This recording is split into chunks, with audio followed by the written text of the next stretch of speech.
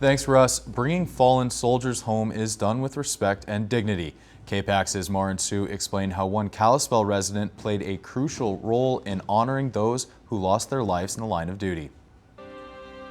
One of the mottos that we had there at Dover is what we do for one, we do for all. A motto harnessing dignity and respect, especially during a time of grief and sorrow. Kalispell resident Darren Schwartz served as a key member of the Army, performing dignified transfers, bringing the remains of fallen combat soldiers home. We would get information that a death has occurred, and so the Air Force then starts working on how do we get that soldier's remains back to Dover as quick as possible. Schwartz served as the Army liaison chaplain at Dover Air Force Base for 1 year, providing emotional support for the families of fallen soldiers during one of their worst days. For a lot of folks dealing with grief like that, what I have found is many people, they want a chaplain around.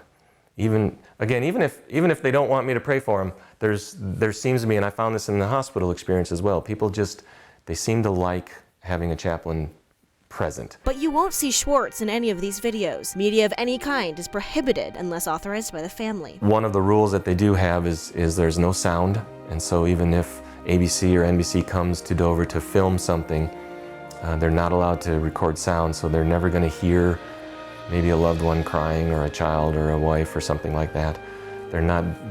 Based on where they're positioned, they cannot see the family, so they do that. That's very intentional to protect again, the privacy and the confidentiality of the family who might be present as well. Media was not present when Billings native Sergeant Nathan Irish was brought home. Irish died in October of a non-combat related incident in Iraq. Once we knew where he was going, I actually got some information and contact from some of my chaplain colleagues here in the state of Montana. That sort of made the connection home and made it a little more personal, that I knew some of the people who would be with him at the other end. Schwartz is no longer on active duty and has returned to his position with the National Guard and Kalispell Regional Hospital, where he served as the hospital chaplain before leaving for Delaware. For now, he's happy to be home with his family in Montana. In Kalispell, Marin Sue, MTN News.